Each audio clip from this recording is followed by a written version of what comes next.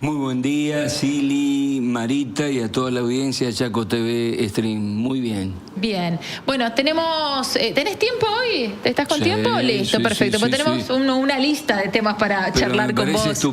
Me parece estupendo. De paso, déjame saludar. Sí, adelante. Yo pertenezco a un colectivo de docentes de todos los niveles y modalidades de el Chaco, del NEA y también de la universidad, que se llama Imaginar y Transformar. Hicimos el congreso en la Facultad de Arquitectura el 18 de octubre y estamos en estado de alerta y movilización, así que me estarán escuchando y por ahí escriben algunos comentarios. Desde Misión Nueva Pompeya hasta Resistencia tenemos docentes pendientes en este momento. Perfecto, me encanta. Un gran abrazo y gracias por el apoyo, y nosotros también, por supuesto, que brindamos el apoyo. Y si querés, mirar, me diste el pie perfecto para hablar de uno de los temas. Y si hablamos de la docencia en la provincia, sobre todo si hablamos a nivel inicial y secundario, la pregunta podría ser muy abierta y sé que la respuesta lo puede ser aún más. ¿Qué tan golpeado está el sector en este 2025, Tete? Vamos a ser muy precisos. Se nos ha quitado ítems de... en nuestro recibo de sueldo recibíamos hace 2 años incentivo docente. Primera cuestión que desapareció. Algunas provincias, la mitad de las provincias, hicieron un esfuerzo y ese incentivo docente, que fue resultado de 3 años de lucha de la ejemplar Carpa Blanca del 97 al 99, permitió esa lucha de los trabajadores un ítem que permitía la recomposición laboral. Bueno, se eliminó el ítem de incentivo docente, se eliminó otro ítem que era para conectividad y materiales didácticos, que había sido fruto de una conquista durante el último gobierno. Se eliminó además el ítem para todo el país de recomposición salarial para aquellas franjas, nivel inicial y sin antigüedad en primaria, que no recibían el básico mínimo. Ese ítem de recomposición salarial nacional para compensar las desigualdades se eliminó. Y una cuestión lanzada con bombos y platillos también, ¿se acuerdan lo de el boleto docente gratuito? Sí. Bueno, eso no existe más. Además, el quinto ítem es la ausencia de 4 cuotas de cláusula gatillo. Estamos hablando de algo muy serio. 5 ítems que han desaparecido, sobre todo en los docentes que carecen de antigüedad y están cobrando el básico del básico. Pero si además tenemos en cuenta qué pasó con el presupuesto educativo nacional, lo que recibe las provincias desde diciembre del 2023 a diciembre del 2025, según datos oficiales, y Pegoraro en Politicón lo corrobora, el Chaco recibe un 65% menos de fondos dedicados a la educación. Pero guarda, no es lo único, y un 50% menos de fondos dedicados a comedores escolares, porque acuérdense que se ha cambiado de jurisdicción. Corresponde al Ministerio, ahora se llama de Capital Humano, y no al Ministerio de Educación. ¿Esto qué significa? Que desaparecieron los fondos nacionales 100% para nuevas escuelas, construir nuevas escuelas y para refaccionarlas. Desapareció todo el financiamiento para educación técnica, desapareció el financiamiento para Conectar Igualdad, de modo que la situación de los docentes es en este momento en un 80% por debajo de los niveles de pobreza en el NEA. Luego podremos desagregar, pero el análisis que hicimos a nivel nordeste en el Congreso del 18 de octubre de la Facultad de Arquitectura es que estamos entre el 78 y 80% la docencia chaqueña por debajo de los niveles de pobreza. Y con paritarias prácticamente inexistentes. Exactamente, con paritarias inexistentes, y un sexto componente que además se ha privatizado y tercerizado completamente, que es la capacitación docente. Los institutos de educación superior, formadores de formadores del Chaco, eran quienes daban postítulos. Claro. Actualmente uno se preguntará por qué Infobae elogia a la provincia del Chaco por capacitación. Y hay una cuestión de parentesco, chicas. La mujer de Daniel Haddad es la titular de TECMAS. ¿Qué es TECMAS? Es la empresa de tecnología educativa que va a recibir 250 millones anuales para capacitar a los docentes.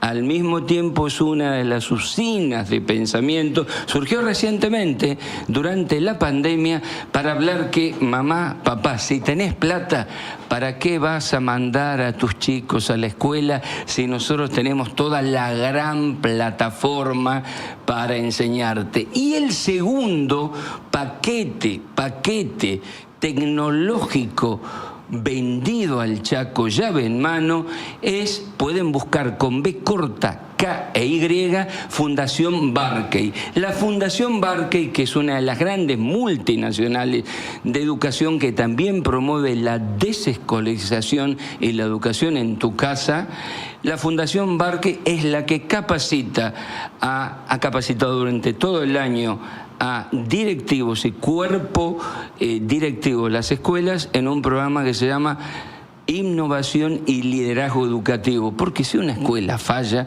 no es por problemas socioeconómicos, es porque vos, Marita, o vos, Silly, no son buenas lideresas en una escuela. Es decir, van planteando además otro esquema que es tremendo: la medicalización de las infancias. En un aula no hay problemas pedagógicos, vos tenés tal síndrome, vos tenés tal otro. La cuestión es que hay un corrimiento de responsabilidades. Entonces van a ver que hay mucho de gestionar las emociones.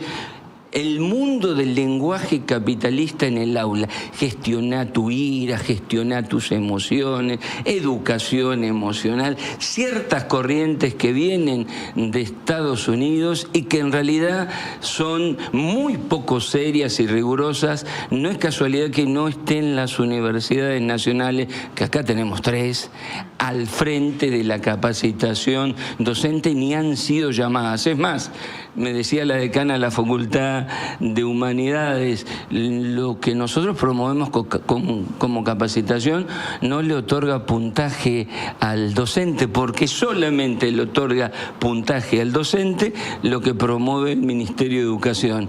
Es decir, hay una centralización y una ausencia de apertura y de discusión. Pero bueno, esos son los componentes que generan esta situación de la docencia. Ahí se entiende por qué el menosprecio, el quitar todos los derechos a los docentes, y por qué esto de la educación pública no sirve. Exactamente. Mira, en un libro que recomiendo con mucha anticipación, Adriana Puigros, la gran pedagoga argentina, escribió Adiós a Sarmiento en el 2017. Educación, Iglesia y Mercado. Planteaba que desde fines de la década del 70 las grandes multinacionales educativas han descubierto que la fuente inagotable de recursos en el mundo no son los bosques, no son los recursos naturales, son los estudiantes. La educación privada a gran escala, la que plantea no mandes a la escuela si te damos todas las plataformas, están virando del negocio de la escuela privada como espacio físico a ofrecerte la panacea de la plataforma. Es más, vos sabés que en la Fundación Barkey, cuando hablan del liderazgo e innovación educativa, los que dan la capacitación no son docentes, son coaching. ¿Vieron que hay coaching ahora para todo? Coaching, coaching hasta para hacer un tutorial de video, coaching emocional, coaching cognitivo. Para la vida. Para la vida, para guiarte por ahí si andás perdida o perdido. Bueno, esa es la filosofía que atenta contra lo público, lo colectivo. Pero si me permiten, podemos ir viendo algunas de las cosas de en qué consiste el proyecto de la libertad educativa. Por favor, sobre adelante. todo porque esto es el producto de un trabajo colectivo con el espacio Adelante, de imaginar Tete. y transformar. Pero vamos a hacerlo más simple, vamos Dale. a preguntarnos, ¿en qué le afecta este proyecto a la familia, ¿En qué? al estudiante y al docente? En principio, fue presentado por el grupo de empresarios de Techín. Es decir, la anterior ley de educación la discutió la comunidad educativa durante 2 años, ¿sí? Esto es como la reforma laboral que no integran los trabajadores en la reforma. Exactamente. Sí. Primer punto, en relación al rol del Estado como garante principal de la educación. ¿Qué significa ser garante principal de la educación? Que si hay un problema, papá y mamá acuden a los responsables del Estado. Eso significa garante principal. Ahora no va a aparecer la palabra principal, ni la palabra escuela, ni la palabra pública. Se va a reemplazar Estado como garante principal como Estado mero subsidiario o supletorio, porque la responsabilidad primaria a partir de ahora la tiene en primer lugar la familia en función de sus convicciones, en segundo lugar el sector privado y en tercer lugar las provincias. Y acá un dato importante para vincular lo que nos dejó la dictadura, lo que nos dejó el menemismo y en qué situación estaba. Antes de 1976, el Estado Nacional invertía el 80% y las provincias aportaban el 20%. En el año 78 se produce la primera transferencia de jardines de infantes, como se llamaba antes, la salita de 5, y de la primaria, a todas las provincias, pero sin plata para pagar. Y en el año 92, con la Ley Federal de Educación, se traspasaron a las provincias lo que era nacional, escuelas secundarias e institutos terciarios. ¿Se acuerdan del 80-20? Sí. En el 92, las provincias ya poníamos el 70%, y la nación 30%. Con la nueva Ley Nacional de Educación se revirtió un poco.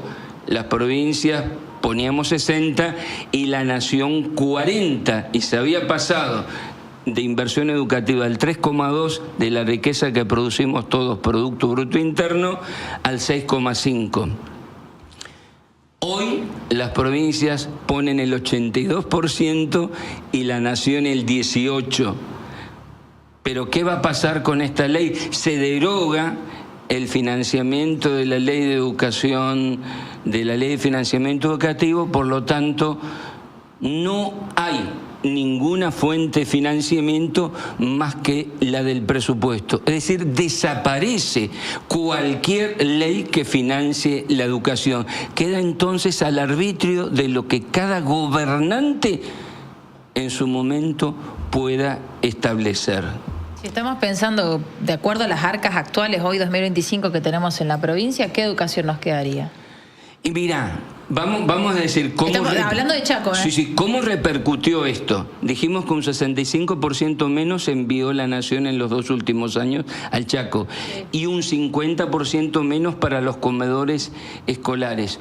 Hoy tenés la mitad de las escuelas primarias del Chaco, dato de grandes supervisoras y supervisores, con familias y comunidades bancando sus propios comedores. Así que esta es la otra cuestión que no se ve tampoco. Así que esto significa que el artículo 33 de la Constitución del Chaco dice que el artículo 83, perdón, que el 33% del presupuesto tiene que ir para educación. Según el informe que nosotros tenemos del dato de septiembre, no tenemos datos actualizados, hoy el Chaco está invirtiendo 24,9%. Es decir, estamos muy por debajo de el mínimo garantizado por la Constitución. Y con esto se plantea que vamos a un esquema esquema de 22% para el 2026 si se aprueba este presupuesto nacional y el provincial. Tete, bueno, a ver, un montón de preguntas salen de lo que estás declarando, pero si nos vamos a lo que es este plan de libertad educativa, lo pienso y me remonta a la situación de pandemia donde la cantidad de pibes que quedaban afuera del sistema educativo por no tener un celular, porque es un delirio pensar de que en todas las casas hay una computadora. Un celular para cuatro pibes y también padres que trabajaban con ese celular. Ya desde ahí la libertad educativa y tenerla en tu casa no es una opción. Vamos con un título de, como hacen ahora para propagandizar ciertas películas, de los autores de Abran las escuelas ya, durante la pandemia, a mándelos a su casa, mándelos a sus casas. Porque acá es muy importante esto. Promueve la desescolarización al autorizar la educación desde el hogar a toda edad. Artículo 43, inciso A. Voy a leer textual. Impartida por los padres o tutores o personas elegidas por ellos. Es decir, no necesariamente docentes. Lo que provoca una ruptura histórica con el principio de obligatoriedad, pero además, ¿cómo está compuesta hoy la familia? No solamente en su capacidad económica de proveer de tecnología a sus hijos, sino de tener tiempo. ¿Cuál era el reclamo durante la pandemia, chicas? ¿Cuál era el reclamo? Sí, absolutamente. ¿Se acuerdan? No tenemos las herramientas. Claro. Ahora sí. ¿Cuál es el origen? El modelo chileno instaurado a partir de la dictadura de Augusto Pinochet, que planteaba cada escuela con un proyecto y, como no hay estatuto del docente en Chile, cada escuela contrata a sus docentes en función del rendimiento. Es decir, esto consagra la gran desigualdad y sobre todo lo vamos a ver ahora con la disminución de cantidad de horas. ¿En dónde ustedes leyeron que calidad educativa es menos horas en la escuela? En ningún lado, ¿no? Bueno, según el Consejo Federal, donde están todos los ministros y ministras del país, tenemos que tener cierta cantidad de horas en cada uno de los niveles. Para el nivel inicial, este proyecto de falsa libertad educativa prevé 30 horas menos. Para el nivel primario, 40 horas menos. Y para la secundaria, 180 horas menos. Ahora bien, habilita que cada escuela, si puede, pagando más a los docentes, puede ofrecer más horas. De nuevo, vamos a un esquema donde el que puede económicamente ofrece más. Y acá viene la otra cuestión importante también para tener en cuenta en el NEA. Según el INDEC dice que el índice de pobreza infantil en el NEA es del 72%. ¿Estamos hablando en serio que las casas pueden ser la solución? Lo mismo si hablamos de educación híbrida y no tener financiamiento para los recursos. Yo pienso en esto, Tete. Mamá, papá tienen que trabajar, en algunos casos hasta 2 trabajos porque no alcanza. 2, 3 pibes, 4. ¿Cómo haces? O sea, tenés que contratar a alguien. ¿Cómo haces para que estudien en la casa? No, y aparte pienso en otra cosa también. La sociabilización también de los se corta pibes. todo eso, lo que es, a ver, así como es el club de barrio, es la escuela, donde vos te conocés con tu compañerito, te haces tus primeros amigos, aprendes a compartir más allá de lo que pueda pasar en la casa. Y pienso en esto de vuelta, Tete, en la desigualdad que compartías recién, el tema de la pobreza, y que las regiones económicas en la Argentina no son lo mismo. Exacto. No es lo mismo un pibe de Córdoba capital que un pibe del Sausalito. No tienen la misma posibilidad. Los padres capaz no pueden contratar, como esto hizo Marito, una persona que te eduque en tu casa. Hoy estábamos mostrando a la gente de Tres Pozos que no tenían luz. Exacto. Con esto fortaleces más la desigualdad económica, social y educativa. Mira, es difícil que yo defienda a Sarmiento, pero acá lo voy a defender enfáticamente. Sí. Cuando Sarmiento imagina la ley 1420, él como presidente había hecho el primer censo. y ahí había un 80% de analfabetos. Entonces imaginó no una solución focalizada, imaginó una solución integral. En ese momento era universalizar para la primaria, universalizar la educación.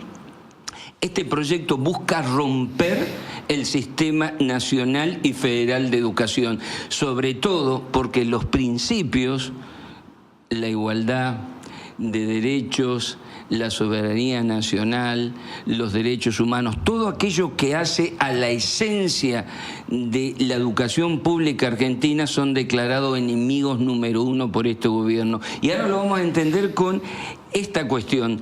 ¿Por qué busca la desintegración de este sistema nacional y federal? Primero porque habla de la autonomía de las escuelas, propone que cada institución educativa tenga su propio plan de estudio, artículo 23 y artículo 27, inciso B. Y va más allá en el artículo 31, escuchen por favor. Cualquier institución de educación básica, o sea, desde nivel inicial hasta secundaria, puede adoptar un plan de estudio propio, previamente aprobado en otra institución de educación básica de la misma jurisdicción, sin necesidad de nueva tramitación, debiendo únicamente avisar a la jurisdicción. Es decir, yo puedo establecer, por ejemplo, que el 24 de marzo de 1976 desaparezca. Claro. ¿No? O puedo plantear... volver a poner el Día de la Raza. Exactamente, volver a poner el Día de la Raza, o plantear, acá en esta institución no existe la palabra femicidio, en esta institución defendemos tales valores porque son nuestras convicciones. Es decir, defino que en esta institución no atiendo a niños con discapacidad. Defino que en esta institución no existe la discapacidad, no existe tal cosa. Defino que en esta institución los varones deben jugar a la pelota y las mujeres a las muñecas. Exactamente, exactamente. Y que hay solamente eso. Que y lo único no que tengo que hacer es mandar un mensajito, un mail a la jurisdicción pertinente. Porque no se olviden que en el fondo también está la idea de empoderar de manera negativa a los padres, planteando... Y esto es como la dictadura. Yo nunca me voy a olvidar de las editoriales de Chichel Helburg en Gente. Señora mamá, señor papá, ¿usted sabe que lee su hijo? Bueno, acá es contra el adoctrinamiento. En cualquier planificación de educación, todos los docentes ponemos la formación integral del ciudadano. Y eso significa su conciencia política de qué significa estar y ser en el mundo, su responsabilidad. Ahora, ¿qué significa denunciar a un docente? Porque tus convicciones, a lo mejor, vos no querés que los chicos se vacunen, vos no querés determinadas cosas. Es decir, estamos en un terreno de que las convicciones se confunden con la irracionalidad. Yo, que no tengo una determinada formación, le voy a discutir determinadas cuestiones siempre a la escuela y lo voy a denunciar a un profesor. Bueno, este es el modelo que está llevando a cabo Trump en Estados Unidos y Milei acá. Y después, cuando ese pibe no esté capacitado para poder entrar a una universidad, a ver, que ya de por sí, cuando hablamos de los programas de estudio, también tenemos para hablar muchísimo, cuestiones que se tienen que actualizar, porque los pibes llegan también al nivel secundario, a veces con un nivel deficitario espantoso, claro, que es para otra charla. Sí. Pero ¿cómo el pibe te va a ingresar a una universidad? Déjame que meta esta cuchara, porque sí, adelante. Con la Ley Federal de Educación, vos sabés que una de las causas de lo que estás hablando es que se eliminó de los programas de estudio con la Ley Federal de Educación la enseñanza de la gramática, es decir, desapareció de la formación docente durante más de una década el espacio para enseñarte a escribir y a corregir. En matemática desapareció la geometría, desapareció en la escuela secundaria la filosofía, la lógica para enseñarte a pensar. Tenías historia de primero a quinto, empezaste a tener 2 o 3 años solamente, en geografía 2, reemplazamos la educación enciclopedista por un salpicado donde cada vez sabías menos de lo que tenías que enseñar. Y además la educación, la formación era pagada. Por lo tanto, nosotros tenemos 2 décadas de vacío en nuestra formación docente. Y decía esto, Tete, ¿no? De, bueno, ¿qué va a pasar con ese pibe que el día de mañana, a ver, yo educo a mi hija en mi casa y yo no tengo formación docente primaria, secundaria, terciaria, la mando a la universidad, le va a costar un montón desarrollarse dentro del mundo universitario y cuando quiere ir a trabajar, ¿qué tipo de persona formada vas a tener? ¿Qué tipo de formación va a tener mi hija si yo que no soy docente o no tengo la paciencia o no tengo la pedagogía, le puedo llegar a enseñar? Aparte no es lo mismo Exacto. cuando le enseñamos nosotros las Pero no, madres aparte, o los padres. Repito, es como analogía con el club. Vos en la escuela aprendés a compartir, te haces tus primeros amigos, te vas a los cumpleaños.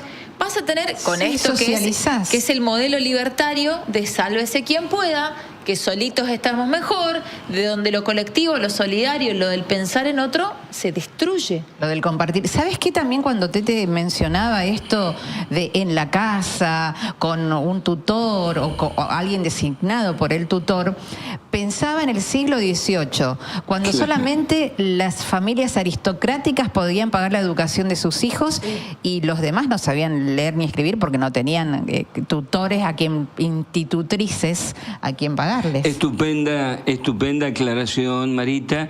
Y cuando uno habla de la escuela como organizadora de la vida familiar, ese proceso de socialización, sobre todo en las escuelas de educación pública, de gestión estatal, donde te encontrás con la diversidad y donde si no estás acomodado te acomodan en el buen, sentido, porque es cierto. Vos ves en esa diversidad, en tu vínculo con aquellas personas que solamente te vas a juntar o en tu barrio o en la escuela pública.